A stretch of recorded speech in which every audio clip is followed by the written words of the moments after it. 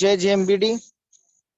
आप सभी लोगों का बहुत बहुत स्वागत और अभिनंदन करता हूं आज की इस जूम मीटिंग में। और अभी दोस्तों आज बहुत ही अच्छा दिन रहा। हम लोग गुजरात और महाराष्ट्र के बॉर्डर पर वलसाड़ एक अच्छा जिला है, वहां पर आज हम लोग बहुत अच्छे बिजनेस की शुरुआत करके अब यहाँ से निकल रहे हैं गुजरात के दूसरे शहर के लिए। और आप देखिए दोस्तों, लगातार यात्रा है, लगातार यात्रा है। 12 तारीख को ग्वालियर से निकला हूँ, 13 तारीख दिल्ली पहुंचा हूँ, 13 तारीख की शाम को दिल्ली से निकला हूँ, 14 तारीख को गुजरात पहुंचा हूँ, 14 तारीख की रात को गुजरात से निकला हूँ, आज सुबह वलसाड़ पहुंचा हूँ और आज रात में फिर निकल रहा हूँ। स्टेशन आ चुका हूँ, आपको आवाज सुनाई पड़ रही होगी। और कल एक नया शहर, और कल रात में फिर निकलूंगा, परसों एक नया शहर, और परसों शाम को फिर निकलूंगा। उसके बाद अगली सुबह हैदराबाद, और हैदराबाद से फिर बंगाल। लगातार कोई रात एक जगह नहीं है, हर दिन काम, जुनून, मकसद, कमिटमेंट, अपने साथ परमानेंट, ये बहुत जरूरी है। आप सबको भी ये करना पड़ेगा। कामयाबी का काम के अलावा और कोई चाबी नहीं है, हद से गुजरना ही पड़ेगा सरहद को पार करने के लिए। और हर जगह ये मेहनत हो रही है। रमेश दद्दा जी लगातार इटावा में रुककर बहुत अच्छा माहौल बना रहे हैं। पूरे भारत में आज बहुत अच्छा माहौल बन रहा है। सीके जी एमपी में रुक चुके हैं, सीडी की टीम बहुत अच्छा काम कर रही है। ऐसे ही मध्य प्रदेश में जो अभिजीत परिधि जी हैं, देखिए उनकी लगातार फोटोएं आ रही हैं। बीएल पंडित जी बहुत अच्छा काम कर रहे हैं। मुकेश सर ने अभी पूरा मीटिंग रूम अपना तैयार करवा लिया है बहुत बड़ी जिम्मेदारी के साथ। गुरुग्राम टीम बहुत अच्छा काम कर रही है, ग्वालियर की टीम बहुत अच्छा काम कर रही है। आज यही नेटवर्क की ताकत है कि अलका जी दिल्ली अपने घर पर हैं, फिर भी उनकी टीम कहीं ना कहीं काम कर रही है। चाहे वो अलका सिसोदिया जी हो, चाहे बबीता जी हो, चाहे ग्वालियर की टीम हो, बस ग्रुप में वाह वाह वेरी गुड लिखते रहिए और काम चल रहा है। बंगाल में देखिए अभी 5 लाख रुपया और जमा हुआ। बहुत ही जबरदस्त काम पूरे झारखंड में असित जी ने पूरा संभाला हुआ है। जयराम वर्मा सर बहुत अच्छे तरीके से, स्नेहा जी की रोज सुबह फोटो आ जाती है, उनके साथ सविता जी, कृष्णा जी, सारे लोग बहुत अच्छा काम कर रहे हैं। उर्मिला जी, लखनऊ में एलन वर्मा सर बहुत अच्छा काम कर रहे हैं। आज मीटिंग भी, क्योंकि लगातार जब मैं एलन वर्मा सर के साथ रहता हूँ, बहुत सारी बातें मैं उनकी सुनता हूँ, तो वो मुझे बहुत ज्यादा अंदर तक टच करती है। और आज वर्मा सर रिटायर्ड हो चुके हैं। आज एक आम इंसान की लाइफ में जो जो सपने होते हैं वो सब वर्मा जी के लगभग पूरे हो चुके हैं। एक आम व्यक्ति का क्या सपना होता है कि मेरा अपना घर हो, मेरा बच्चा सर्विस में हो, मेरे बच्चों की शादी हो जाए, मुझे बुढ़ापे में पैसे के लिए सोचना न पड़े, इतना पैसा मेरे पास हो। आज ये सब वर्मा सर के पास है। आज बहुत सारा पैसा किराए से आता है। एक लड़का है जो सरकारी जॉब पा चुका है, एक लड़की टीचर हो चुकी है, दूसरी लड़की आईएएस की तैयारी कर रही है। बहुत सारा पैसा किराए से आता है। गांव में बहुत सारी जमीनें बना चुके हैं, अपनी पेंशन आती ही आती है, फिर भी दिन रात भागना, कहीं ना कहीं ये नेटवर्किंग की ताकत है। नेटवर्किंग की ताकत वर्मा सर को समझ में आ गई है, जिसकी वजह से जब लोग रिटायर होते हैं तब भी वो आज इतना फायर है। और इसके बाद भी उनके रिश्तेदारी में कई लोग नेटवर्किंग में अच्छे अच्छे मुकाम पे हैं, उनके गांव में कई लोग अच्छे अच्छे मुकाम पर हैं। ये सब देखते हुए, जानते हुए, समाज को बहुत कुछ देने के लिए आज एलन वर्मा सर दिन रात जेएमबीडी को नंबर 1 बनाने के लिए मेहनत कर रहे हैं। तो आज हम सारे लोग उनकी पूरे जीवन की कहानी, उनके नेटवर्किंग का अनुभव, उनके जेएमबीडी का अनुभव और कंपनियों में और जेएमबीडी में उन्होंने क्या अंतर पाया, क्यों उन्होंने जेएमबीडी करने का ही निर्णय लिया, ये सब उन्हीं की जुबानी हम लोग सुनेंगे। तो आगे की सारी बात वर्मा सर की जुबानी, उनके जीवन की अपनी कहानी। सर मैं बहुत सम्मान के साथ आपको आमंत्रित कर रहा हूं और आपके माइक को अनम्यूट कर रहा हूं। आप अपनी सारी बातें अब लोगों के सामने रख सकते हैं। अपना माइक सर अनम्यूट कर लीजिए।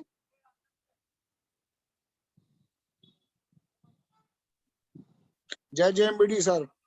जय जेएमबीडी सर। अब पूरी मीटिंग सर आप संभालिए, आपके हवाले। Thank you sir. आवाज आ रही सर? पूरा एकदम क्लियर है सर। Thank you sir.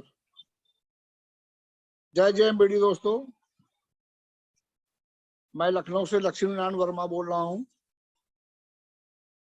छोटा सा परिचय है, रिटायर्ड व्यक्ति हूँ। और सबसे पहले तो मैं अपने गुरुओं और महागुरुओं को प्रणाम करता हूँ, बड़ों को प्रणाम करता हूँ, छोटों को स्नेह और प्यार करता हूँ।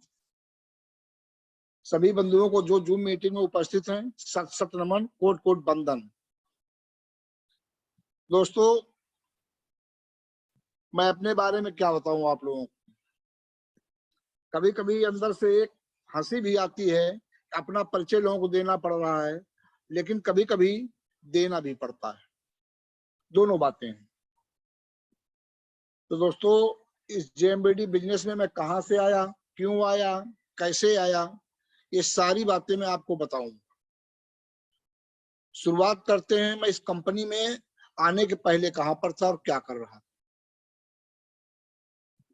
दोस्तों, मैं रायबरेली से बिलोंग करता हूं। होम डिस्ट्रिक्ट मेरा रायबरेली है। स्टूडेंट लाइफ से ही मेरे बहुत बड़े सपने थे। मैं एक ऐसे गांव से बिलोंग करता था जहां पर बरसात के सीजन में 2 महीने के लिए मेरा स्कूल बंद हो जाता था। स्कूल जाना ही बंद हो जाता था, क्योंकि रास्ते में बरसात में नाला पड़ता था, पानी भर जाता था। छोटे बच्चों को स्कूल जाने में समस्या होती थी नाला होने की वजह से, जिससे लोग उस पार नहीं जा सकते थे। बच्चों के लिए 1.5 महीने 2 महीने, यानी जब तक बरसात हो तब तक के लिए स्कूल बंद। मैं कक्षा 7 का स्टूडेंट था। मुझे आज भी अच्छी तरह से याद है कि बरसात हुई और हम लोगों के क्लास बंद हो गए। बहुत आहत हुआ मैं, चूंकि कक्षा 7 में था, लेकिन मुझे उस उम्र में ही एहसास हुआ कि लाइफ क्या है, आदमी को जीना कैसे चाहिए, आदमी को मुसीबतें कैसे घेरती हैं और उन मुसीबतों से उबरने के लिए आदमी को करना क्या पड़ता है। और उस उम्र में मैंने एक सपना देखा था, एक त्याग किया था, एक जुनून बनाया था कि मुझे इस गांव में नहीं रहना है। कक्षा 7, उम्र आप कल्पना कर लीजिए मेरी क्या रही होगी, अधिकतम 12 से 13 साल। उस 12 से 13 साल की उम्र का एक छोटा सा नन्हा सा बालक अपने मन में उस उम्र में एक सपने देखा था कि मुझे कुछ करना है और अपने परिवार, अपने समाज को और देश को कुछ देना है। ये सपना सजोए हुए मैं 2 महीने 3 महीने बैठा रहा। उसके बाद बरसात खत्म हुई, स्कूल जाना शुरू किया। धीरे धीरे धीरे धीरे हाई स्कूल करने के बाद मैं अपने सपनों को संजोए हुए जनपद रायबरेली से लखनऊ की ओर मूवमेंट कर दिया। जुनून था, शिक्षा की व्यवस्था वहां भी थी, ऐसा नहीं था, लेकिन मेरे सपने कुछ बड़े ही थे और उन बड़ों सपनों को पाने के लिए कुछ बड़ा करने का जीवन में उद्देश्य था, संघर्ष करने का जज्बा था, आगे बढ़ने का जज्बा था। उस जज्बे को आगे बढ़ाने के लिए, उस जुनून को आगे बढ़ाने के लिए, कुछ कर गुजरने के लिए मैं जनपद रायबरेली छोड़कर लखनऊ आ गया। लखनऊ में आने के बाद संघर्ष चलता रहा, पढ़ते रहे। ईश्वर की कृपा हुई, जुनून साथ हुआ, बड़ों का आशीर्वाद प्राप्त हुआ। लखनऊ में ही मैं सर्विस पा गया। पढ़ते पढ़ते ही सर्विस में आ गया। सर्विस में आने के बाद जो हर व्यक्ति के जीवन में होता है, उतार चढ़ाव चलता रहा, आता रहा, जाता रहे, आज यहाँ है, कल वहां है, परसों वहां है।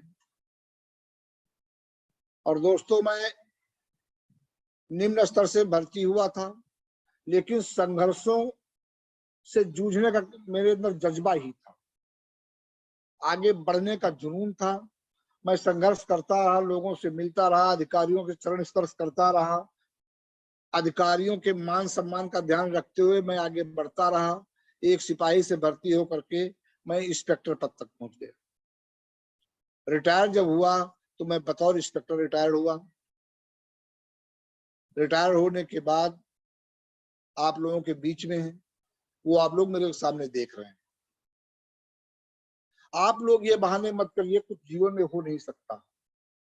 अभी तो मैं एक संक्षिप्त सा परिचय आप लोग दे रहा हूं, अभी संघर्षों की कथा मेरी बाकी है, उसको भी आप लोगों के बीच में लाऊंगा। लेकिन उसके पहले मैं फिर आप लोगों को मोटिवेट करता हूं और सच का आईना दिखाता हूं। जिसके जीवन में जुनून नहीं होगा, जज्बा नहीं होगा, कुछ कर गुजरने की ललक नहीं होगी, वो व्यक्ति जीवन में कुछ नहीं कर सकता। जो व्यक्ति दूसरों के बैसाखी के सहारे चलना चाहता हो, वो आएंगे, ये हो जाएगा, वो बुलाएंगे कि ये कर देंगे, वो व्यक्ति अपने जीवन में चुपचाप करता और खाता रहे, जहां बैठा वहीं बैठा रहे। और रही नेटवर्किंग की बात, तो नेटवर्क मेरे दोस्तों सेल्फ बिजनेस है। अपलाइन के सहारे बैठोगे कुछ भी नहीं होगा। आपको अपने अंदर लीडरशिप पैदा करनी ही होगी। अगर लीडरशिप पैदा नहीं कर सकते हो तो नेटवर्किंग को आप लोग तिलांजलि दे दीजिए। हमारे आप जैसे नेटवर्कर में आने से पहले ही सोच लेना चाहिए, जो गुरु हमको ज्वाइन कराने आ रहा है, जो व्यक्ति हमको ज्वाइन कराने आ रहा है, नेटवर्क की ताकत को बताने आ रहा है, समझाने आ रहा है, हमारे जैसे कितने ही लोग उसके पहले उसके पास मौजूद होंगे, उसके नीचे काम कर रहे होंगे। वो व्यक्ति सबको टाइम नहीं दे सकता, सिर्फ आपको गाइडलाइन दे सकता है, वो आपके जज्बे को जगा सकता है, आपको आगे बढ़ा सकता है, परंतु वो आपके बिजनेस को डेवलप नहीं कर सकता। डेवलप तो आपको करना ही होगा। जिस व्यक्ति में ये जुनून हो, वो व्यक्ति इस चीज को, गाइडलाइन को समझे, इस बिजनेस को, किसी भी कंपनी को मैं नहीं कह सकता हूं, लेकिन जिस जगह भी आपको नेटवर्किंग करना है, पहले उस नेटवर्क की, उस कंपनी की ताकत को, उसके प्रोडक्ट को और उन महागुरुओं के बारे में जानकारी करना चाहिए। जानकारी करने के बाद ही उस कंपनी को ज्वाइन करिए। आपको जल्दबाजी में निर्णय मत लीजिए, लेकिन निर्णय ले लिया है तो उसे छोड़िए मत दोस्तों। यदि आप आज इस कंपनी में, कल उस कंपनी में, तीसरे दिन चौथी कंपनी, पांचवें दिन आठवीं कंपनी में जाते रहे, तो आप जान लीजिए कंपनी नहीं बदल रहे हो, अपनी लाइफ बदल रहे हो। लाइफ नहीं बदलना है दोस्तों। यहाँ जिस जगह भी आप, जहां भी कहीं काम कर रहे हो, कम से कम आपको 5 से 7 साल उस कंपनी को देना ही होगा।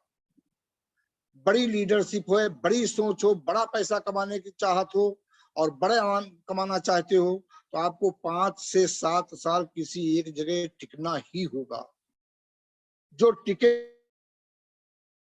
टिकेगा नहीं वो बिकेगा नहीं। बिजनेस टिकने का है दोस्तों, भागने का नहीं। आज आप यहाँ खड़े हो, कोई दूसरा नेटवर्कर दूसरी कंपनी का आया, बताया आप यहाँ फेल हो रहे हो, आप कंपनी में ये नहीं है, आप कंपनी में वो नहीं है।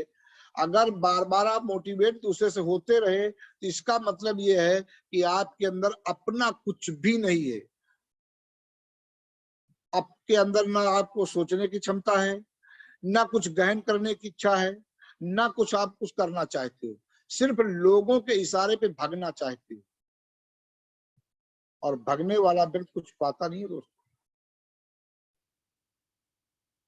आप लोगों को मालूम है, मृग जंगल में भगता रहता कस्तूरी के चक्कर में, खुद उसकी नाभि में बैठी है, लेकिन वो घूम रहा, दौड़ रहा, उसको पता ही नहीं कि मेरे पास क्या है।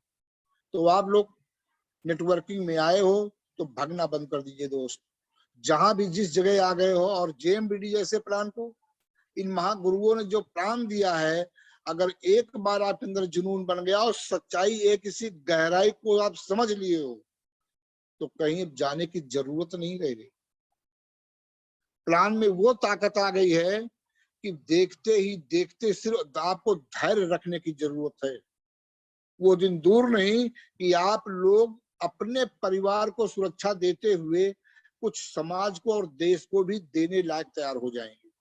कुछ ही नहीं, बहुत कुछ देने के लिए हो जाएंगे आप। देश को भी आप बहुत कुछ देंगे, क्योंकि जो पैसा जो यहाँ से निकल करके आपको जाएगा देश में इनकम टैक्स के रूप में, आपके टैक्स के रूप में, वो देश का भी कल्याण करेगा।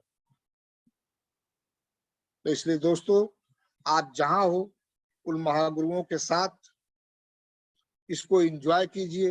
एंजॉय करते करते इस बिजनेस में वो आपको एक दिन मिलेगा जिसको आपने कल्पना नहीं की होगी। दोस्तों, इस कंपनी में आने के पहले मैं भी कहीं और दूसरी जगह था। मेरे जीवन में एक बहुत बड़ी कमी है, मैं अपने वादों से मुकर नहीं सकता, अपने सिद्धांतों से समझौता नहीं कर सकता।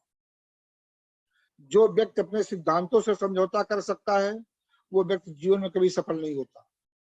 करता खाता तो रहेगा, लेकिन बहुत ऊंचाइयों को नहीं प्राप्त कर सकता। मैंने अपनी लाइफ में कभी भी सिद्धांतों से समझौता नहीं किया, चाहे मेरी वो परिवार रहा हो, चाहे मेरा समाज रहा हो, कहीं भी मैंने अपने वसूलों से कोई समझौता नहीं किया। यस तो यस, नो तो नो। जो कहूंगा सच कहूंगा। आपको अच्छा लगता ठीक है, बुरा लगता है मेरा साथ छोड़ दो, मैं आपका साथ छोड़ने के लिए तैयार बैठा हूं। सर्विस में वैसे रहा, सच को फेस किया, अपने सिद्धांतों पे नौकरी की, अपने सिद्धांतों पे चल करके इन ऊंचाइयों को मैंने प्राप्त किया। इसके पहले दोस्तों, बहुत पहले 2006 में आरसीएम कंपनी को मेरे घर कोई व्यक्ति लेकर के आया था, जो मेरा एक रिश्तेदार था।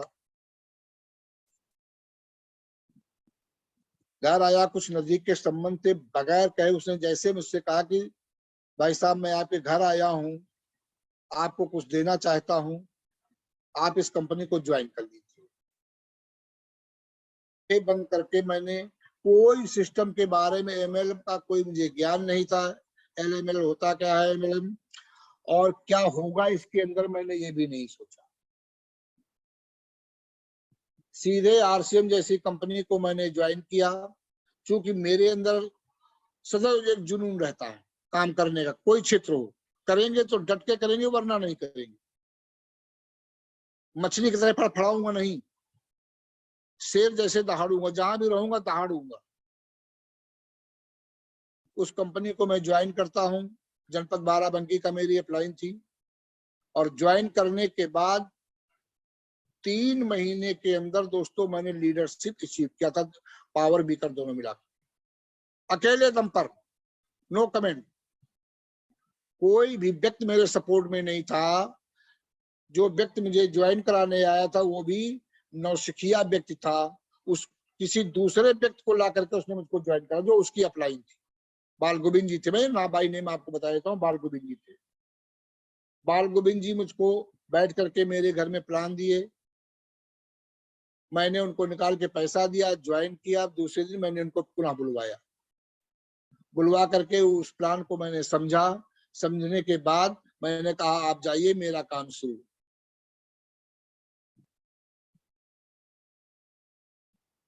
तीन महीने के अंदर मैंने लीडरशिप पे अचीव किया, लेकिन वहां भी मेरा सिद्धांत दो चीजों को बहुत पंक्चुअल, समय का। और इसका एक उदाहरण हमारे गुरु जी ओम सर को मालूम है। मैं अभी ओम सर से नाराज हो गया था। आप लोग चाहें तो ओम सर से मेरे बारे में पूछ लीजिएगा। अभी चंद दिन पहले की बात है, ओम सर से मेरी एक मीटिंग थी। दोनों लोगों को रायबरेली जाना था, इसी सिस्टम को लेकर के। टाइम फिक्स हुआ कि मैं ओम सर से कहा कि मैं आपके घर 9 बजे आ रहा हूं। ओम सर ने कहा आइए सर, मैं आपको तैयार मिलूंगा। मैं ओम सर के यहाँ पे पहुंचा। 2 बार 3 बार फोन किया, फोन नहीं रिसीव हुआ। आधा घंटा बीता, 9:30 बजा, मैं वेट करके घड़ी देखने लगा। जैसे ही 35 हुआ, मैंने मोटरसाइकिल उठाई और मूवमेंट कर दिया बिजनेस की ऐसी की तैसी। जब वो आदमी भी समय का पंक्चुअल नहीं होगा, दूसरे का सम्मान नहीं कर सकता है, उस व्यक्ति के साथ मुझको काम नहीं करना है। मेरे मन में सीधे आ गया कि मुझे काम नहीं करना उन सब्जी के साथ। महागुरु थे। आप लोग कहते हो कि हिम्मत गुरु से टकराना नहीं चाहिए, लेकिन सच के लिए गुरु से भी टकराना चाहिए, मेरा सिद्धांत। गुरु है तो क्या वो सच का से फेस नहीं करेगा? करना ही पड़ेगा। अगर सच को फेस नहीं करता है तो मैं गुरु भी मानने से इनकार करता हूँ। कोई भी व्यक्ति, कहीं भी गुरु हो, किसी भी कंपनी गुरु हो या मेरे जीवन का गुरु हो, हर व्यक्ति के जीवन में समय की बहुत बड़ी कीमत हो। जो समय की कीमत को नहीं पहचान सकता है, उस व्यक्ति को लाइफ में अचीवमेंट लेने में बहुत समय लगेगा। हर कंपनी, हर व्यक्ति, हर जगह लिखा होता है टाइम इज मनी, यानी समय भी पैसे से कम महत्व नहीं रखता। मैं वापस चला आया और लगभग 2 किलोमीटर वापस आ गया, ओम सर का मेरे पास फोन पहुंचा। सर जी आप कहाँ? मैं नीचे खड़ा हूँ। मैंने कहा सर मैं तो वापस अपने घर जा रहा हूँ। अरे कहा सर मैं नीचे खड़ा हूँ। हमने कहा सॉरी सर, 35 मिनट मैंने आपका वेट किया, आप नहीं आए सर। समय आपका कीमती तो समय मेरा भी कीमती। आप मुझको बता देते वर्मा जी, आप 9:45 बजे आए, मैं 9:45 बजे आता। अपने घर में बैठा रहता, नहीं मेरे पास कोई काम था। लेकिन मैं बाहर रोड पे टहल रहा हूँ, ये अच्छी बात नहीं है। सर जी ने एक्सेप्ट किया और मैं उनकी महानता भी मानता हूँ। ये सर जी की महानता नहीं, महान महानता थी। जो व्यक्ति अपनी गलतियों को एक्सेप्ट कर ले, जीवन में इससे बड़ा महान व्यक्ति कोई हो ही नहीं सकता, कोई भी व्यक्ति। मैं हर व्यक्ति को, उस व्यक्ति को महान मानता हूं जो अपनी गलती को स्वयं एक्सेप्ट करे, चाहे हम हो चाहे आप हो, समाज का ये नहीं प्राणी, कोई भी व्यक्ति जो अपनी गलती को खुद स्वीकार कर ले और खुल करके बोले सर हाँ मुझसे चूक हुई है, मैं उस व्यक्ति को महान मानता हूं और उस व्यक्ति के मैं चरण छूने को तत्पर हो जाता हूं। मैं वापस मुड़ा, सर जी के पास पहुंचा, सर जी के साथ रायबरेली गया और आज भी सर जी को प्रणाम करता हूं और काम करता हूं। तो दोस्तों, सिद्धांतों से समझौता मत करिए। जिस दिन आपके अंदर सिद्धांत आ जाएंगे, समय आ जाएगा, बिजनेस तो चल ही जाएगा। आप कलेजा तो करिए सच का सामना करने का। तो दोस्तों, आरसीएम में कर रहा था, चलिए आपको फिर बताते हैं। आरसीएम में कर रहा था, वहां भी मेरा समय और सिद्धांत मेरे आड़े आ गया। मैं लखनऊ से, मेरी टीम रायबरेली से लगभग 70-80 आदमी लगभग 80 किलोमीटर मोटरसाइकिल से सुबह 9 बजे रायबरेली से बाराबंकी जयपुर पहुंच जाते। आरसीएम के अप लीडर, मेरे टेक्निकल रिसीवर, राइटरी रिसीवर, ये जो लोग थे ये भी लखनऊ से और बाराबंकी से बिलोंग करते थे। हम लोगों को 9 बजे बुलाया जाता था। आसपास की team, royalty receiver, technical receiver जो हमारे थे, वो 9:30 पौने 10 बजे। 2 मीटिंग में कुछ नहीं बोला। तीसरी मीटिंग में मैं खड़ा हुआ, मैंने कहा श्रीमान जी या तो समय चेंज करिए या तो अपना समय आप चेंज करिए। मुझे डर नहीं था कि मेरे रॉयल्टी रिसीवर हैं, हमारी आईडी सस्पेंड कर देंगे या मुझे कह देंगे कि आपकी जरूरत नहीं है। मैं सच को फेस कर रहा था। ये तय हुआ कि भाई चलिए सब लोग समय का ध्यान रखिए। चौथी मीटिंग फिर वही स्थिति। मैं टीम 80 किलोमीटर से आ जाती हो भी मोटरसाइकिल से, और सर आप लोग लोकल हो, 20 किलोमीटर, 10 किलोमीटर, 5 किलोमीटर से नहीं आते हो, ये गलत बात है। या तो आप लोग कहिए कि मेरे अंदर लीडरशिप नहीं है, या मैं आप लोगों को बेवकूफ समझता हूँ, अपने को बुद्धिमान समझता हूँ। अगली मीटिंग डिसाइड हुआ कि जो आदमी लेट आएगा उस आदमी को मीटिंग से बाहर कर दिया जाएगा। हर व्यक्ति समय का पंक्चुअल है, टाइम से आएगा। मैं लखनऊ से, टीम रायबरेली से फिर 9:30 बजे पहुंच गई। वहां पे हम लोग पहुंचते हैं, कोई व्यवस्था नहीं, कुछ भी नहीं, हाल भी नहीं खुला, कोई भी व्यक्ति नहीं। पता लगा हमारे अपराइन बाल गोविंद जी का एक्सीडेंट हो गया है, जिसमें उनका हाथ टूट गया। 1 किलोमीटर की दूरी पर थे जहां हमारी मीटिंग। मैंने अपनी मीटिंग को सबसे कहा, जितने साथी हमारे थे, मैं सबसे कहा चलिए बाल गोविंद जी को देख करके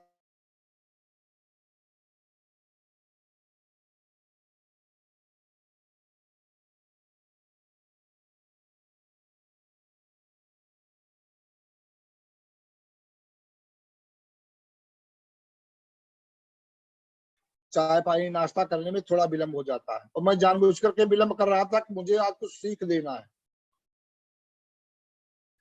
10:15 बजे मीटिंग का समय 9:30 बजे हम लोग वहां पहुंचे। बाल गोविंद जी के यहाँ से हो करके 10:15 बजे हम लोग वहां से चले, 5 मिनट में मीटिंग में जयपुर। वहां पे आए तो मीटिंग के अंदर लोग बैठ चुके थे, और उन लोगों ने तय कर लिया कि आज वर्मा जी की टीम लेट आई है, आज वर्मा जी को एंट्री नहीं दूंगा।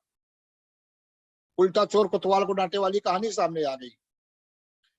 और मैं जब होटल पे पहुंचा तो मुझे होटल पे ही प्यारी मोटरसाइकिल स्टैंड पे लगाते ही पता चल गया कि आज वर्मा जी आपको बाहर रोक दिया जाएगा। मैंने कल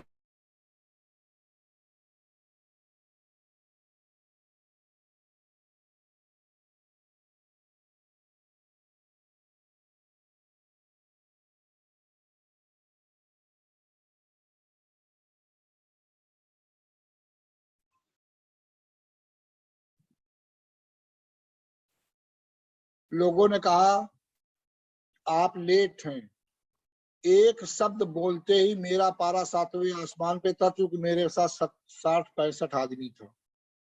वो व्यक्ति जो 6 मीटिंग 7 मीटिंग से समय से आ रहा था, और सारे हरामखोर लीडर लेट आ रहे थे। मैंने अब शब्दों में बात करना शुरू।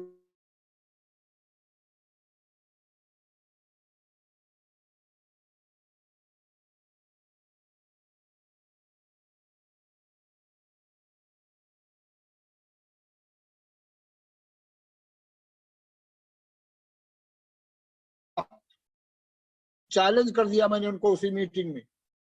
जो लीडरशिप पर बैठे थे वो मेरे साथ थे, उस मीटिंग में उनको भी मैंने चैलेंज किया कि आप लोग ताकत लगा लीजिए आगे बढ़ने की, मैं ताकत लगाता हूं आपकी टांग खींचने की।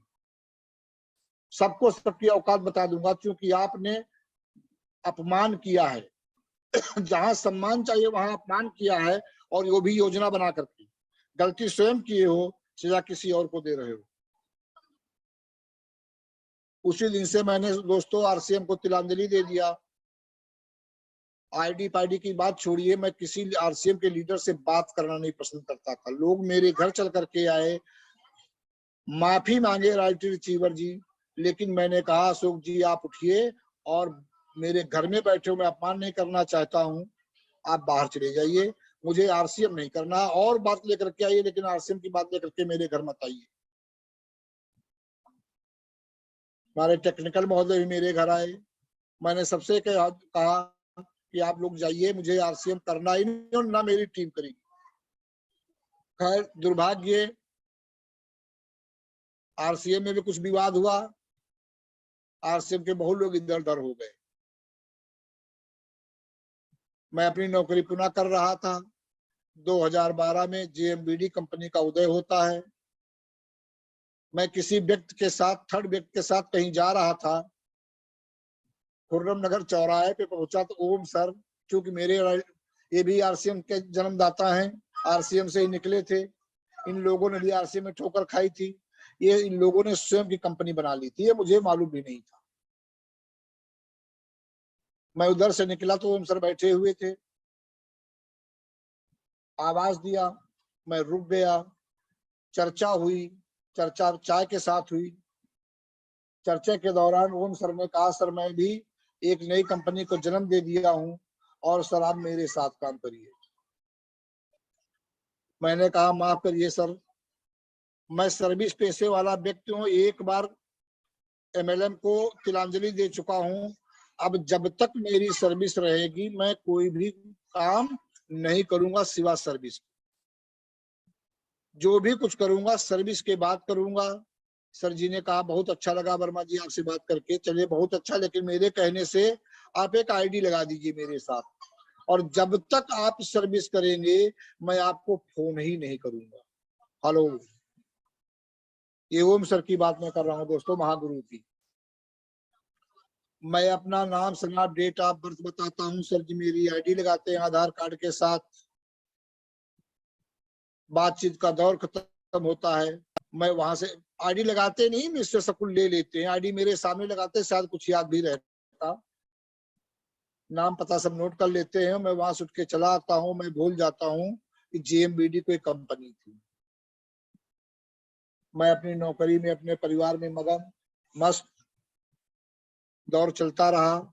मैं भूल गया कि मैं कभी ओम सर से मिला था या कोई जेएमबीडी कंपनी भी थी।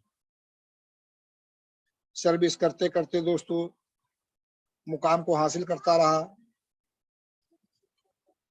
जब मेरा रिटायरमेंट का समय आया, ओम सर का एक दिन फोन आया मेरे पास, वर्मा जी मैं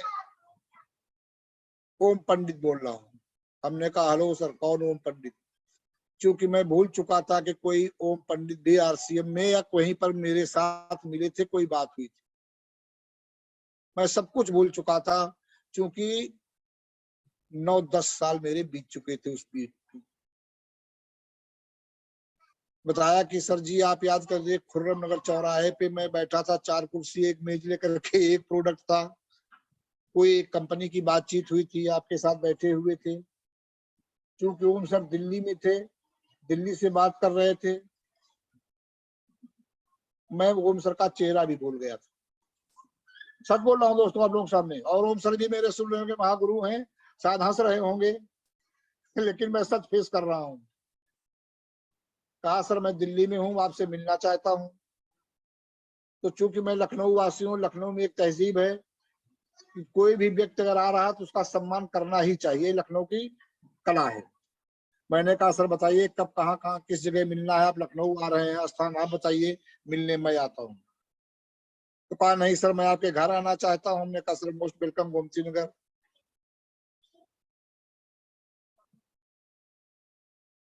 कहा सर पहचाना? हमने कहा सर मुझे ये इतना याद आ रहा है कि हाँ आज के 8-10 साल पहले खुर्रम नगर चौराहे पे कोई लड़का मुझसे बैठ के बात तो किया था, क्या बात हुई मुझे कुछ भी याद नहीं सर, मुझे आपका फेस याद नहीं। कहा चलिए सर कोई बात नहीं, हम अपने वादे के मुताबिक आपसे मिलना चाहते हैं।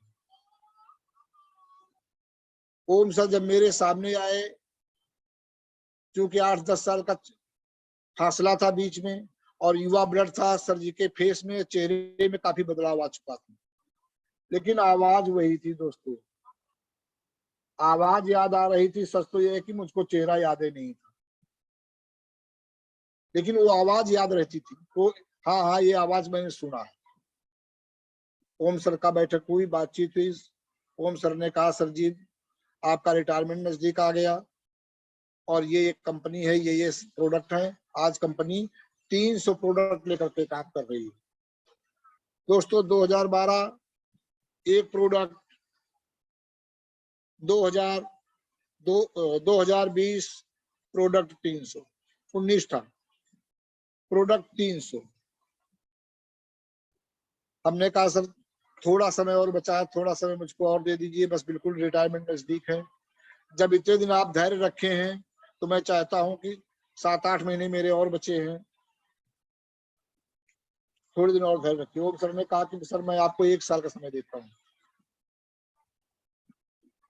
मिल करके सर जी वापस चले गए, लेकिन वाणी से और कर्म से मैं बड़ा प्रभावित हुआ ओम सर से। ओम सर दिल्ली वापस चले गए, बीच बीच में मुझसे बात करते रहे। ये मुझे बड़ा अच्छा लग रहा था कि मैं किसी कंपनी में काम भी नहीं कर रहा हूँ, मेरी कोई रिश्तेदारी भी नहीं है, परंतु कोई तो व्यक्ति ऐसा है जो दूसरे तीसरे महीने मुझसे नमस्कार कर रहा है। ये महानायकों की और सज्जनता का प्रतीक था। जो महानायक होते हैं वो जिन व्यक्तियों से एक बार मिल लेते हैं उनको भूलते नहीं। दोस्तों मेरा रिटायरमेंट हुआ, ओम सर के साथ मेरी बैठक हुई, काफी देर तक बातचीत चलती रही, प्लान की गहराई को समझा, काम करना शुरू चाह रहा था करना, तभी कोरोना आ गया। कोरोना ने सबकी कमर तोड़ी, तो इस बिजनेस की भी कमर तोड़ी और हमारी ओम सर की भी कमर तोड़ी, मिलना जुलना बंद हो गया। कोरोना समाप्त हुआ।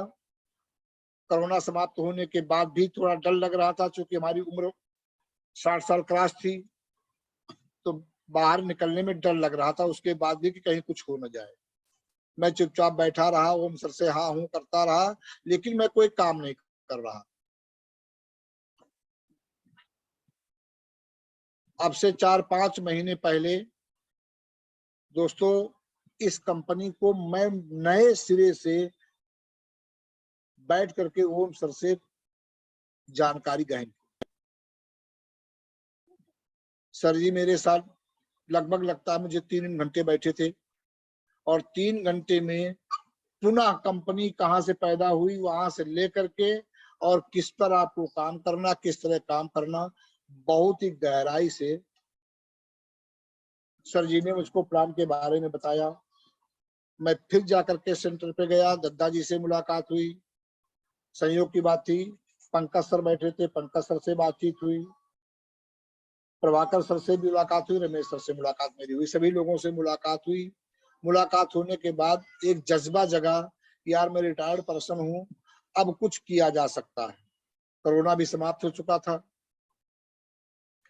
धीरे धीरे इस बिजनेस को मैं एंजॉय करना शुरू किया दोस्तों, और इस बिजनेस को दोस्तों मैं चाहता तो ना करता, मेरे पास पैसे कोई अभाव नहीं है। लखनऊ में गोमती नगर जैसे पास इलाके में मेरा अपना खुद का मकान, दुकान, प्लाट, जो एक अच्छा जीवन शैली होनी चाहिए आज के युग की, मेरे पास सब कुछ मौजूद है। बेटा सर्विस में है, बेटी की एक की शादी कर दिया, अपने घर द्वार में है, परिवार अच्छा चल रहा है। एक बेटी और बच्ची है जो IAS की तैयारी कर रही है। पारिवारिक पृष्ठभूमि भी मेरी गड़बड़ नहीं है, अच्छी है, बच्चों से भी संतुष्ट हूँ, पैसा भी घर आ रहा है, मकान भी आज मेरा रेंट पे उठा हुआ है, लगभग 35,000 रुपए रेंट भी मिल रहा है, और जो मुझे मिल रहा है उससे कोई मतलब नहीं। कहने का मतलब ये है कि आज की डेट में मेरी जीवन शैली जो है एक मीडियम क्लास परिवार की जो अच्छी होनी चाहिए, मैं उस शैली को जी रहा हूँ। पैसे का कोई लालच नहीं था, लालच था कुछ कर गुजरने का, लोगों के सामने पेश होने का, कुछ आगे भविष्य बच्चों का बनाने का। घर में बैठता, धीरे धीरे शरीर अस्वस्थ होता, बुढ़ापा जैसा लगने लगता, हाथ पैर शिथिल होने लगते। शरीर को जितने आराम दिया जाए दोस्तों उतने आराम चाहता है, परंतु शरीर को आराम देने से अनेक बीमारियां इसमें पैदा हो जाती हैं। और मैं बचपन से ही क्योंकि हार्ड वर्कर था, काम करना पसंद है, आज भी काम करना पसंद है, यही सोच करके मैंने इसको शुरू कर दिया, और इस बिजनेस को मैं आज की डेट में कई जनपदों में विस्तार कर चुका हूं। और दोस्तों आप लोग जो कहते हो ना, ये नहीं मिले, वो नहीं मिले, अपलाइन का सहारा नहीं मिला, मैं तो अकेले स्टैंड कर रहा हूं। जब महागुरु स्वयं कहते हैं कि वर्मा जी मेरी मदद ले लीजिए, तब मैं बुलाता हूं। आप लोग बुलाते हो सर आइए काम करिए, और मैं कहता हूं सर जी आपके पास समय हो तो मुझको समय दीजिए, वरना मैं अकेले बहुत हूं। तो दोस्तों इस बिजनेस को आप सीखिए, पहले गहन अध्ययन करिए, अपलाइन का सहारा छोड़िए। अपलाइन किस किस के पीछे घूमेगी? हर व्यक्ति के पीछे 100 50 आदमी लगे हुए हैं महागुरुओं के पास। हर व्यक्ति चाहता है कि हमारे साथ रोज महागुरु लगे रहें। व्यक्ति एक, आदमी 100 200 1000 500, बोलिए एक व्यक्ति कहाँ कहाँ जाएगा?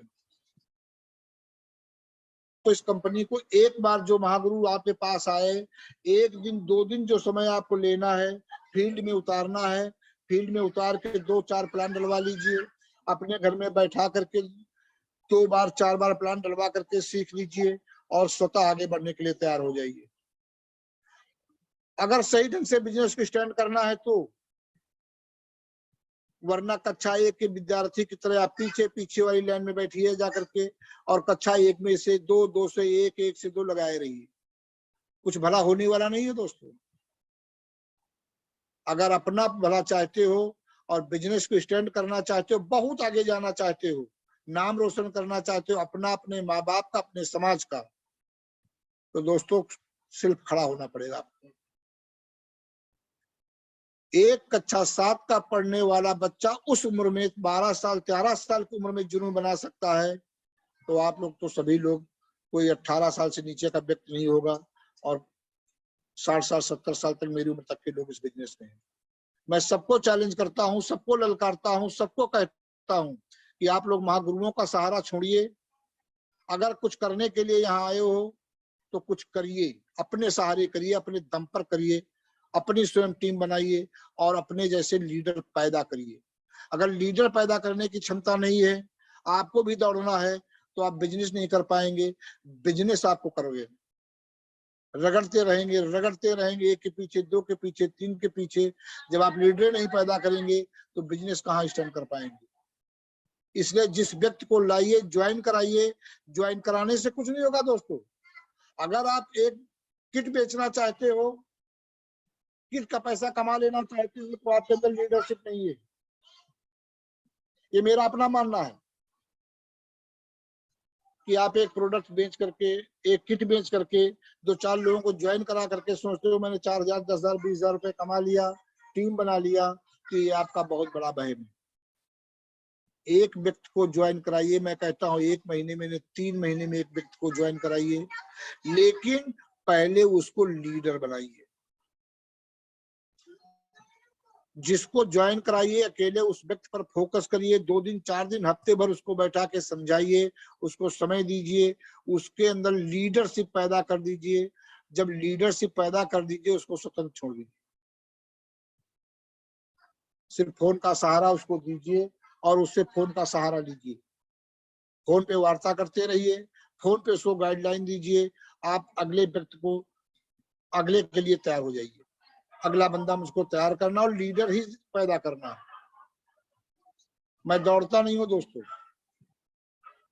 मैं जिस व्यक्ति को ज्वाइन कराता हूँ उसके अंदर जज्बा पैदा करता हूँ। समझ में आए तो आइए, वरना जाइए। पैसा आपको अपने लिए कमाना है, ना कि अपलाइन के लिए। आप अपना परिवार चलाना चाहते हो, आप खेती करते हो, व्यापार करते हो, नौकरी करते हो, जो भी कुछ करते हो अपने परिवार के लिए, अपनी मेहनत से अपने परिवार को आगे बढ़ाने के लिए। ये दोस्तों बिजनेस है, इसको स्वयं को स्टैंड करना होगा, स्वयं आगे बढ़ना होगा। मैं बार बार बोलता हूं सभी लोगों से, इस शब्द को मेरी गहराई से पकड़िए। आप लाइन से कहीं आप भटक रहे हो तो फोन पे सहारा ले लीजिए। कहीं कोई बहुत अहम बात आ रही है तो महागुरु के चरणों में आशीर्वाद लेने के लिए 1 बार 2 बार बुला लीजिए।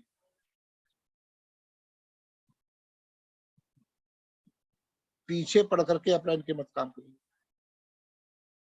और जिस दिन आपके अंदर लीडरशिप बन जाएगी, ये जज्बा बन जाएगा, हेलो आप भी महागुरु हो गए, आप भी किसी के अपलाइन हो गए, आपको भी लोग झुक करके प्रणाम करेंगे, आपको भी फूल मालाओं से लादना शुरू कर देंगे, क्योंकि आपने लीडर पैदा कर दिया। तो दोस्तों लीडर पैदा करना सीखिए, लीडर के पीछे लगने वाली कला मत सीखिए। जो व्यक्ति भीड़ में शामिल होते हैं, ना तो कोई उन्हें देख पाता है और ना ही वो भीड़ से अलग होकर के हो पाते हैं, वो भीड़ का ही हिस्सा बने रहते हैं। जो व्यक्ति भीड़ से अलग होता है वही भीड़ को कंट्रोल करता है, वही लीडर बनता है, वही आगे चल करके लोगों से सलाम करवाता है। तो भीड़ से हटिए मेरे दोस्तों, भीड़ में मत शामिल होइए, भीड़ का हिस्सा ना बनो, भीड़ से हट करके भीड़ को अपने पीछे लगाइए।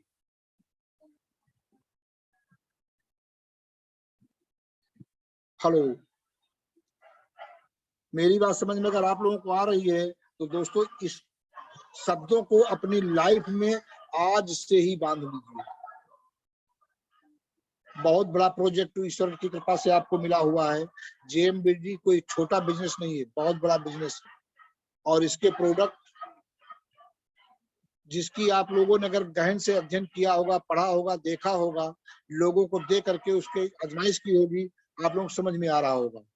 क्योंकि मुझको तो अभी 4 ही 5 महीने हुआ इस कंपनी में आए हुए, और 4-5 महीने में मैंने जो प्रयोग किया है वो लाजवाब रिजल्ट है साहब। मैंने किसी एक बंदे को साइटिका थी और बहुत बड़ा उस समय मुझे गहन अध्ययन भी नहीं था जेएमबीडी का। दवा वो काफी करवा चुका था, हार चुका था, परिवार परेशान था, बेड पे पड़ा हुआ व्यक्ति था। मुझे मालूम हुआ, मैंने उस व्यक्ति को जाकर के एक प्रोडक्ट, सिंगल प्रोडक्ट सनलकी दे दिया और उस व्यक्ति से बोले कि इसे आपको कम से कम 6 महीने पीना है। पहले 1 बोतल पीजिएगा, अगर रिलैक्स मिलेगा तब दूसरा मुझसे मंगवा लीजिए। वो व्यक्ति 10 दिन 12 दिन उस प्रोडक्ट को पीता है। मैं फोन करके पूछता हूँ, जो मैंने आपको दवा दिया था कुछ आराम है? बोलता सर जी मैं तो चलने लगा हूँ। बेड पे पड़ा हुआ व्यक्ति 10 दिन में चलने लगता है दोस्तों। मैंने फिर उससे कहा कि कम से कम 6 महीने दवा पी लेना, लेकिन दोस्तों वो व्यक्ति मात्र 1.5 से 2 महीने, वो भी जबरदस्ती परिवार करता है तो दवा पीता है। वो व्यक्ति आज दौड़ रहा है, खेती से जुड़ा हुआ है, आज दौड़ के खेती अपनी कर रहा, देख रहा, अपने परिवार को संभाल रहा। ये दम है प्रोडक्ट में। तुलसी के बारे में मैं क्या बताऊं, मेरे घर में मेरी टेबल पे तुलसी रखी रहती है। जिसको पानी भी पीना हुआ वो तुलसी से ही पानी पीता है। हमारे यहाँ श्रीमती जी हैं, इन सब चीजों पे विश्वास नहीं करती थी, बड़ा विरोध करती थी इन कंपनियों का। सब अरे सब पैसे के लिए आते हैं, ये करते वो करते हैं, इसका कोई प्रोडक्ट बढ़िया नहीं होता, बड़ा खराब होता है और बड़ा महंगा होता है। बीडेंट आपका है, मैंने जबरदस्ती किया, सेंसोडाइन पेंसोडाइन को ला करके सब देता था, करती थी तो रिलैक्स मिल जाता था, वरना कहीं बबूल ले आई, कहीं कॉलगेट आ गया, कहीं कुछ आ गया, इसी काम परिवार चला रहा। मैंने जबरदस्ती यहाँ अपने बच्चों को वीडेंट दिया और मैंने इनको बताया कि ऐसे ऐसे करके इसको लगाइए, 15 मिनट बाद ब्रश कर लीजिए। इन्होंने 10-12 दिन किया, उसके बाद मुझसे कहा कि अब तो दांतों को मेरे काफी आराम है। इनके दांतों में झंझनाहट होती थी और हल्का सा दर्द होता था, पानी लगता था। आज वो मुझसे मंजन खत्म होने के पहले ही बोल देती है, मंजन खत्म होने वाला, जरा 1 पीस और लेकर के आ जाइए। तो दोस्तों, जो भी प्रोडक्ट मैंने यूज करवाया लोगों को, अभी मैं इलाहाबाद गया था, टीम चूंकि मेरी इलाहाबाद में भी है, एक अति पिछड़े गांव में मैं गया हुआ था, जहां आज भी साधन नहीं है और व्यक्ति को न्यूनतम 3 किलोमीटर पैदल चलना पड़ता है उस गांव जाने के लिए, इतना पिछड़ा गांव। मेरे साथ एक बंदा वहां ज्वाइन है, मैं उसके घर गया हुआ था। उसके बगल में एक लड़की थी, उम्र होगी 16-17 साल, उसको एमसी में परेशानी थी। मैंने खर्च उसको तुलसी दिया और मैंने शक्ति दिया, विधि बता दी किस तरह आपको पीना है, पी करके मुझको बताइएगा। 1 हफ्ते बाद रिजल्ट सामने, वहां से फोन आता है, सर जी जो दवा आपने दिया था बहुत अच्छा काम किया है, मुझे दवा और चाहिए।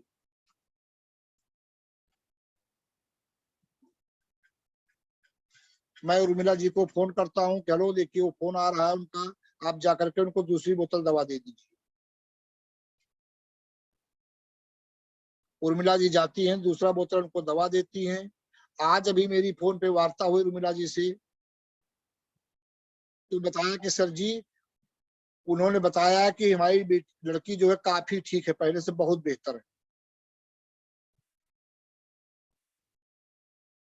उर्मिला जी ने ही एक व्यक्ति को, सिपाही है, उसके प्रत्येक जोड़ों में दर्द था और सूजन आ गई। मैं प्रोडक्ट के बारे में इसलिए कहता हूं कि आप लोग अपने कॉन्फिडेंस को मजबूत करिए।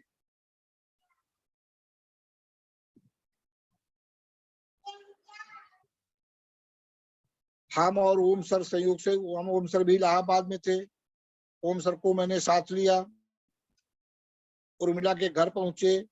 वहां पे एक राजेंद्र सिपाही था जिसको हम लोगों ने खुद देखा, उसके पूरे जोड़ों में स्वीलन आ गई थी, दर्द था, चल नहीं पा रहा था। लगभग 6 फीट लंबा व्यक्ति और चलने से मोहताज, बामुश्किल जीनेश्वर करके नीचे आया था।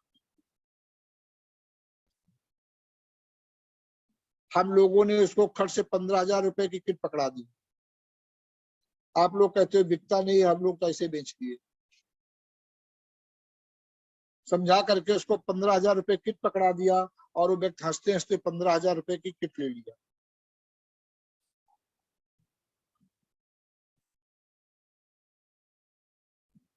आज मैंने उर्मिला जी को फोन किया, उस सिपाही की क्या कंडीशन है जिसको दवा दिया था आप, वो काफी आराम है।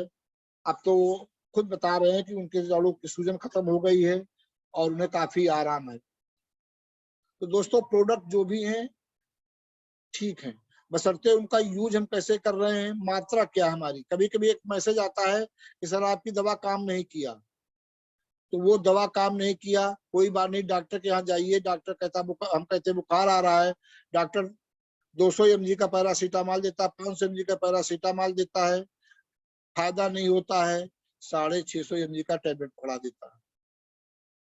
तो दोस्तों, आप लोग जब ये सामने सीन आए कि दवा काम नहीं कर रही है, तो डॉक्टर बनिए, पावर बढ़ाइए। आप उसको 15 ग्राम दे रहे हो, 15 mg दे रहे हो, 20 mg कर दीजिए। 2 बार दे रहे हो, 3 बार कर दीजिए, रिजल्ट आपके सामने होगा। कहीं ना कहीं हमारी ट्रेनिंग में कमी रह जाती है, या तो हम ट्रेनिंग सही ढंग से ले नहीं पाते हैं, या महागुरुओं से लेना नहीं चाहते। रिजल्ट नहीं आता, महागुरु से फोन पे संपर्क करिए, पूछिए सर ऐसी कंडीशन में क्या करूं। आपकी अपलाइन आपको बताएगी दवा काम नहीं कर रही, इसका मतलब मात्रा क्वांटिटी कम है, क्वांटिटी बढ़ा दीजिए इसकी, और 2 की जगह 3 बार देना शुरू कर दीजिए, रिजल्ट आपके सामने होगा। मैं करता हूं, मैंने किया है, इसलिए आप लोगों को बता रहा हूं। आज से ही इस चीज को भी आप लोग आजमा लीजिए, ध्यान दीजिएगा इस बात को जो मैं बोल रहा हूं। अगर रिजल्ट नहीं आ रहा है तो कहीं ना कहीं हमारी दवा की मात्रा पूरी पहुंच नहीं रही है, हमको मात्रा बढ़ा देना है। आप मात्रा बढ़ा दीजिए, दवा 100% काम करना शुरू कर देगी।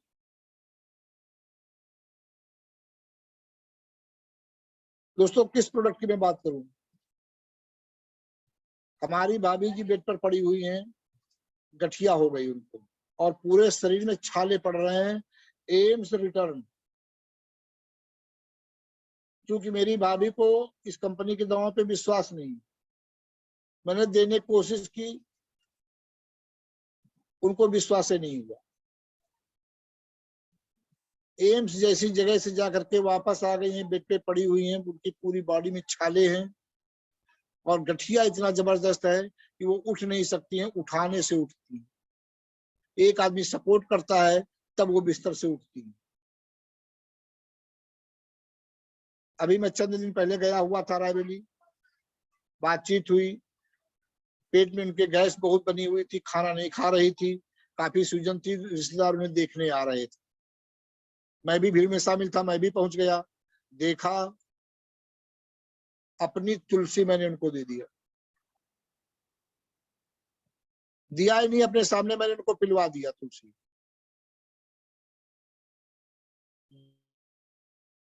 लेटे हुए, भैया जी मुझको पेट में तो बड़ी आराम मिल गई, मेरे पेट की सूजन समाप्त हो गई, जो भारीपन था वो भी समाप्त हो गया, अब तो कुछ खाने का मन कर रहा है। जो व्यक्ति खाना नहीं खा पा रहा, वो कहता खाने का मन हो रहा है।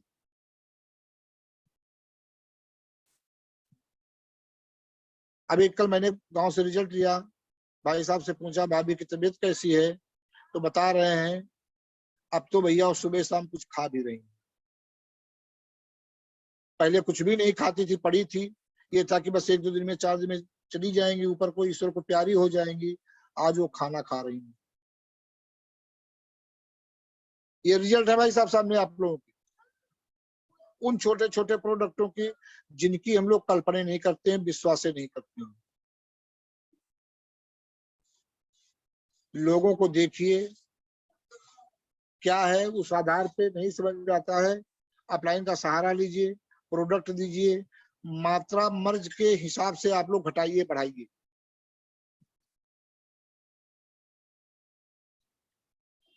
जब तक आप मात्रा पे ध्यान नहीं देंगे तब तक हमारी दवा किसी भी व्यक्ति को काम नहीं करेगी। आज मैं सिर्फ इसलिए बार बार इस बात को बोल रहा हूं कि मेरे गुरुओं ने कभी इस बात पे ध्यान नहीं दिया।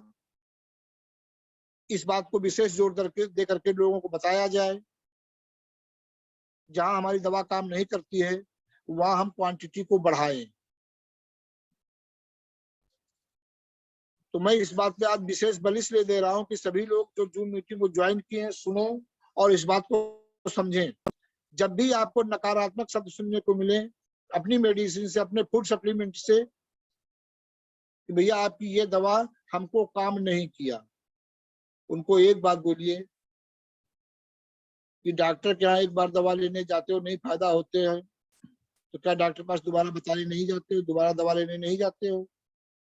वो बोलेगा जाते हैं। डॉक्टर क्या करता है? पावर बढ़ा देता है। तो आप भी पावर बढ़ाइए ना। अगर डॉक्टर पावर बढ़ा सकता है तो आपको भी तो यही सीखना है। मुझे भी पावर बढ़ा देना है, मात्रा बढ़ा देना है। 20 ml देते हो, हफ्ते भर 25 ml दे दी, 2 बार देते हो 3 बार दे दी, रिजल्ट सामने होगा। जब रिजल्ट सामने होगा आपका मोटिवेशन अच्छा जाएगा, लोगों में आपके फूड सप्लीमेंट का, आपकी दवा का रिजल्ट अच्छा आएगा, लोगों का रुझान बढ़ेगा, बिजनेस आपका बढ़ेगा। तो दोस्तों बिजनेस को बढ़ाना है, डेवलप करना है तो आप लोग इसको बहुत ही गहन अध्ययन से समझिए, इस पे गौर करिए और दोबारा अपनी अपलाइनों से बात करिए, चर्चा करिए और चर्चा करके इस मिशन को आगे बढ़ाइए। मिशन आगे बढ़ेगा, सफलता तभी आपकी है। मिशन आगे नहीं बढ़ेगा, आपकी सफलता अधूरी है। अधूरा ज्ञान व्यक्ति को आगे बढ़ने से रोकता है, अंधकार में रखता है, प्रकाश की ओर जाने नहीं देता है। प्रकाश की ओर जाना है तो आप लोग फिर अपने प्रोडक्टों के बारे में जानकारी करिए, अपने गुरुओं से सीखिए, तब जाकर के फील्ड पे उसको रिसर्च करवाइए लोगों की। प्रोडक्ट ये सच है कि इंटरनेशनल लेवल के हैं, ये मैं भी इस बात को मानता हूं। दोस्तों मैं अपने घर पे बैठा हूं, मेरे बच्चे और मेरी पत्नी भी मेरे साथ हैं, मैं इस समय झूठ नहीं बोल सकता हूं, क्योंकि अगर झूठ बोलूंगा तो 62 साल की उम्र में झूठा कहलाऊंगा। सभी लोग मेरे सामने बैठे हुए, पत्नी बच्चे सभी लोग हैं। अब से 1 साल पहले मेरी आंखें चली गई, अचानक दोनों आंखों की रोशनी चली गई।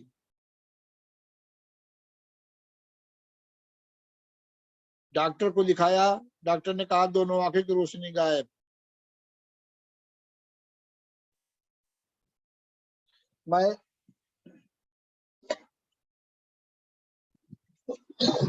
डॉक्टर के दवा लेकर के दवा कर रहा था, रिलीफ था, लेकिन उस मात्रा में रिलीफ नहीं था जो होना चाहिए था। इसी बीच में हमारी वार्ता ओम सर से होती है। ओम सर को मैंने बताया कि सर मेरे साथ ऐसा ऐसा हो गया है। ओम सर प्रभाकर सर को लेकर के आए मेरे घर। घर आने के बाद मुझको देखा, मुझको देखने के बाद कहा वर्मा जी मैं आपके लिए कुछ लेकर के आया हूं और मैं आपको कुछ देना चाहता हूं। हमने कहा सर बताइए। कहने लगे सर हम आपको एक प्रोडक्ट दे रहे हैं, इसको आप यूज करिए, आपकी आंखें बहुत जल्दी ठीक हो जाएंगी। हमने कहा सर मैं तो अंग्रेजी दवा कर रहा हूँ, मुझे क्या जरूरत है? तो कहा नहीं, जो आप कर रहे हो वो करिए, मैं नहीं कहता हूँ करिए, आंखों का मामला है, रिस्क लेना ठीक नहीं है, लेकिन जो मैं आपको दे करके जा रहा हूँ आपको सपोर्ट नहीं, पूर्णतया बहुत जल्द आप स्वस्थ लाभ हो जाएंगे, बहुत जल्द आप खड़े हो जाएंगे, आप कुछ देखने लगे। मैंने आंखें बंद करके विश्वास किया, आंखें तो मेरी वैसे भी बंद थी, मैंने और उनको बंद कर लिया, ज्ञान रूपी आंखें बंद किया। यानी और बंद करने का मतलब है कि मैंने ज्ञान रूपी आंखें ही बंद कर लिया और गुरु थे, मैंने उन पे विश्वास कर लिया। उन्होंने मुझको वंडर लाइफ दे दिया।